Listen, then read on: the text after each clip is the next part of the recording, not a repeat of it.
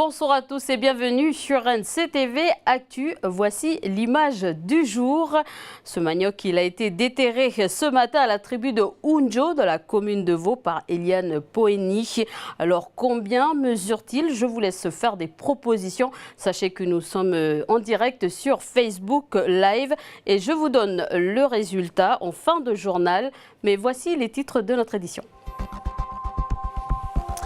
Des produits à petit prix à l'université, c'est l'objectif de l'épicerie solidaire gérée par l'association Épicerie solidaire des étudiants. Elle a été inaugurée en fin de journée. C'est une réouverture pour cette coopérative. Détail en début de journal. Une prison selon les spécificités de chaque culture, c'est comme cela que conçoit le ministre de la Justice, Jean-Jacques Urvoas, en faisant référence à la construction de la future prison de Koné en province Nord. Il a assisté à l'inauguration de la prison de Tatoutou à Tahiti. Détail dans ce journal avec Laure Philibert de TNTV. Et enfin, pour la suite de notre feuilleton consacré au métier de rêve, nous nous rendons cette fois-ci dans la commune de Farino à la rencontre de Magali. Elle accueille ses visiteurs avec le sourire dans son gîte, un gîte construit dans un lieu magnifique en pleine nature. Mais nous ouvrons ce journal dans l'affaire de l'incendie de ces locales. Un mineur de 17 ans est passé aux aveux aujourd'hui après son interpellation. Hier, il a avoué avoir mis le feu au conteneur situé à côté de l'entreprise. Il a été mis en examen par le juge d'instruction pour incendie. Il n'a pas été incarcéré, mais le jeune mineur a été placé dans un foyer. Dans cette affaire à rebondissement, les 3 mineurs qui avaient été interpellés puis mis en garde à vue étaient innocents. Des produits à moindre coût pour les étudiants, c'est l'objectif de l'épicerie solidaire. Après la fermeture de l'épicerie sociale gérée par la Maison de l'étudiant en 2015, elle est de nouveau réouverte. L'association EPIS, Association Épicerie solidaire des étudiants, a créé cette structure au mois d'août dernier. Vaimoué est l'initiatrice de ce projet qui entre dans le cadre de son projet d'études de master en droit. Donc l'inauguration s'est faite cet après-midi avec plusieurs étudiants, donc des étudiants qui s'organisent pour tenir cette épicerie pour proposer à leurs camarades de l'université des produits de première nécessité. Duke Menango. Ce sont des dons de la Maison de l'étudiant et une subvention de l'Université de la Nouvelle-Calédonie qui ont permis à l'association Épicerie solidaire des étudiants d'acquérir leurs premiers produits. Cette épicerie fut créée par les étudiants pour les étudiants et cela répond à un réel besoin puisque sur Nouville, il n'y a aucun commerce. Ce sont vraiment les produits de première nécessité qui s'inscrivent dans une démarche d'alimentation équilibrée, donc tout ce qui est sucreries comme les boissons gazeuses ou les petites confiseries, ça par contre c'est pas ici qu'on va les trouver. Quand tu arrives tard des cours et que t'as pas forcément le temps de cuisiner, donc tu as des choses vite fait, bien fait que tu peux faire. Comme quoi donc tu as les saucisses, les boulettes, tu as du pâté, les soupes déjà. Au niveau des prix, l'épicerie ne fait aucun bénéfice. Elle adopte la démarche de son fournisseur et partenaire, la société Saint-Vincent-de-Paul. Les étudiants, ils n'ont pas forcément 20 ou 30 000 francs à mettre dans l'alimentaire. Pour le moment, l'épicerie est ouverte 2 heures en matinée et 2 heures le soir entre 18h et 20h. Cela tous les jours sauf le vendredi et le dimanche. Pour maintenir et étendre ses horaires d'ouverture, l'épicerie se repose sur ses bénévoles. Ceux qui sont là la plupart du temps, ce sont des étudiants qui étaient là l'année dernière aussi. Et du coup, ils ont bien compris que s'ils n'étaient pas là, ça n'allait pas s'ouvrir. L'association Épicerie solidaire des étudiants s'organise donc pour développer cette épicerie et répondre au mieux aux besoins des étudiants qui parfois se trouvent dans des situations très précaires. Cette semaine a été inaugurée la nouvelle prison de Tahiti, le centre pénitentiaire de Tatoutou. Elle est située à Papéry. Le ruban a été coupé par le ministre de la Justice, Jean-Jacques Urvoas, en visite sur l'archipel. Reportage signé de notre partenaire de Tahiti, TNTV, Laure Philibert. le centre de détention Tatoutou a été inauguré ce matin par les autorités à grand renfort de fleurs, chants et danses. Le garde des Sceaux et une partie du gouvernement ont pu découvrir un établissement très novateur, coloré, aéré, lumineux, bien loin de Noutania, qui, de l'aveu même de Jean-Jacques Urvoas, n'est pas digne de la République. On imagine toujours une prison dans un élément fermé. L'idée, c'est au contraire de l'ouvrir symboliquement. Et la référence esthétique qui est derrière moi n'est évidemment pas une référence pénitentiaire, c'est plutôt une référence artistique. C'est très impressionnant de voir comment des architectes ont réussi à intégrer dans un site qui est splendide et à concevoir des locaux qui seront à l'évident fonctionnels. Il est très symbolique de ce que je voudrais que soit l'administration pénitentiaire. Les futurs occupants bénéficieront de cellules individuelles avec leurs propres sanitaires. Le centre Tatoutou comprend 410 places. Il ne dispose pas de mirador ni de murs d'enceinte. En revanche, 280 caméras sont réparties sur le site. Plus de 9 milliards de francs ont été investis. Des parloirs revisités aux équipements sportifs. Tout a été pensé pour favoriser la réinsertion. Tout ce qui a été imaginé ici est tourné vers l'objectif premier, c'est-à-dire de rendre le temps de la prison utile. Parce que ce temps, il n'est pas la fin de quelque chose. Ce n'est pas simplement une sanction, c'est bien sûr une sanction, mais c'est surtout demain un nouveau départ. D'ici mi-mai, les premières personnes détenues seront transférées. En attendant, les surveillants pourront s'adapter à leur nouvel outil. Bonjour monsieur, quel établissement? Noutania. Sortie de l'école, Noutania est ici. C'est de mieux en mieux. Ce matin, ils ont achevé les festivités par un haka préparé spécialement pour l'occasion.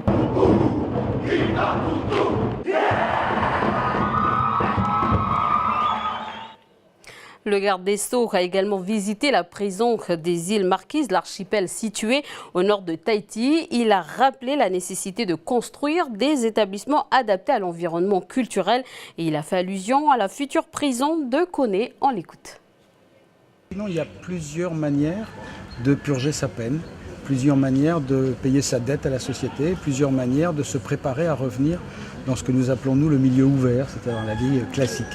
Donc je ne suis pas certain nécessairement qu'il faille chercher des capacités de recopier ce qui est spécifique aux Marquises.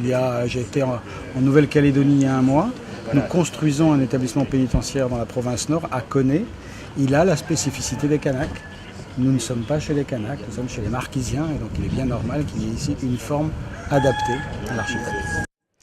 En bref, 4 enfants blessés évacués au Médipôle dans un accident ce matin à Koutio. Ébloui par le soleil, le chauffeur du minibus a fait une sortie de route et terminé sa course sur un muret. Le dépistage de l'alcool est négatif et les enfants sont hors de danger. Les textes sur le service civique ont été retirés ce matin à l'ordre du jour au Congrès. Ceci à la demande du groupe UCFLNKS nationaliste. Le document détermine le service civique sous 3 points. Le premier point, le parcours civique scolaire, concerne tous les élèves. Un parcours pour promouvoir les valeurs du civisme et de la citoyenneté de l'école primaire au lycée à travers les enseignements. Le deuxième point, un parcours d'engagement et d'accompagnement. Ceci concerne le jeune âgé de 16 à 18 ans, sorti du système scolaire, sans emploi et sans qualification, un dispositif pour avoir des compétences professionnelles et sociales. Et enfin, le troisième point, le service civique citoyen pour tous concerne tous les jeunes entre 17 et 25 ans. Le parcours permettra d'apprendre des valeurs de la République, les valeurs océaniennes ou encore de la citoyenneté. Ce troisième point est contesté par le groupe UCFLNKS nationaliste au Congrès. Que contient-il? Réponse de Prosper Poigou. Le troisième parcours a pour intitulé « Service civique citoyen pour tous ».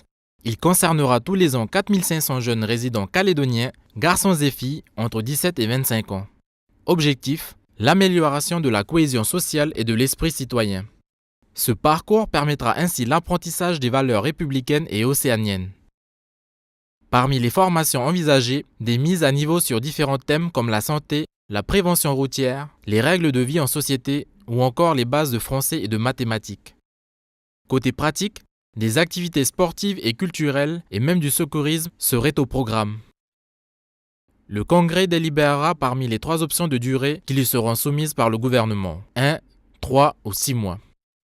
Le coût estimé pour une durée de service d'1 mois serait de 850 millions de francs CFP par an. Pour une durée de service de 3 mois, le coût sera porté à 2,5 milliards. Au titre des nouveaux contrats de développement, la contribution de l'État serait de 900 millions sur 5 ans.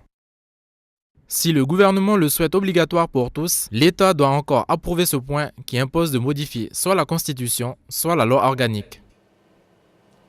Un courrier a été adressé ce matin par le groupe indépendantiste. Les précisions de Caroline Machoro-Régnier, vice-présidente du groupe.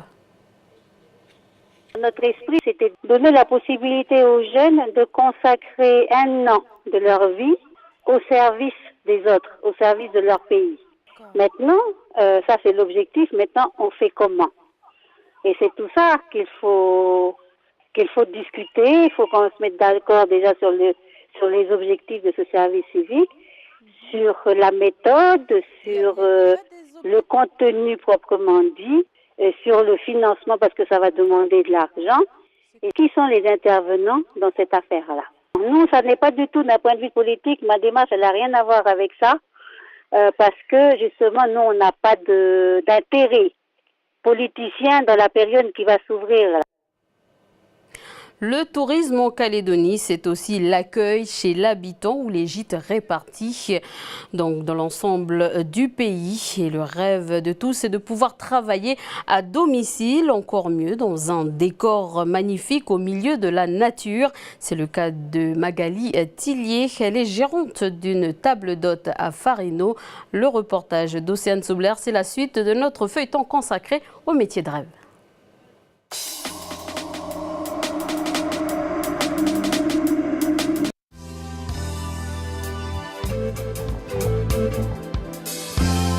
Magali, la gérante du gîte, commence sa journée par ouvrir l'accueil pour ses clients. Et pour eux, elle a tout prévu. Les gens viennent, se garent. Ensuite, donc, ils me retrouvent ici. Et à ce moment-là, évidemment, période oblige, je leur propose les parapluies que je laisse à disposition des personnes, les fameux porte-clés que j'ai fait, donc qui sont faits maison, que j'ai fait avec mon ami, et qui sont de la couleur de chaque caillou qui comporte le nom de chaque bungalow. J'adore. C'est vraiment le plaisir de travailler entre guillemets, parce qu'on ne peut pas appeler ça travailler tellement c'est un plaisir, mais travailler dans la nature, au contact des gens. Donc voilà, c'est ma récompense et c'est que du plaisir et que du bonheur. Durant la matinée, Magali vérifie aussi que tous les bungalows sont opérationnels et propres. Son plus grand plaisir a été aussi d'apporter beaucoup de touches personnelles. Le plus important, que les gens se sentent bien et apprécient l'endroit. J'ai mis un crochet à l'extérieur et là, nous suspendons tous les matins les viennoiseries pour ceux qui les commandent. Donc pain au chocolat et croissants chauds. Pour monter ce projet, Magali a pu compter sur son mari, mais aussi à une équipe d'employés très dévoués. Tous ont permis de faire de ce rêve une réalité. Ok, je vais t'aider, on va... Voilà, vas-y. Ok, impeccable. Et voilà. Eh ben, c'est super, impeccable Jean-Claude. La nature est absolument extraordinaire, hein. C'est vrai que vraiment on a cette chance-là. Hein. Enfin, on est fiers de notre travail. Oui. Hein, Jean-Claude, on peut être fiers de nous. Voilà. À deux, on a donné. Hein. On a souffert, mais voilà. On a souffert, comme tu dis, mais on y est arrivé, quoi. Magali apprécie désormais ce lieu qu'elle a su transformer afin que les visiteurs puissent se reposer et s'offrir une parenthèse enchantée. Et je vous ai promis de donner le résultat. Combien mesure le manioc d'Eliane? Il mesure 1,10 m. Voilà, donc c'est la fin de ce journal. Merci de nous avoir suivis. Merci à l'équipe qui m'a aidé à réaliser ce journal. Je vous souhaite une très bonne soirée sur NCTV.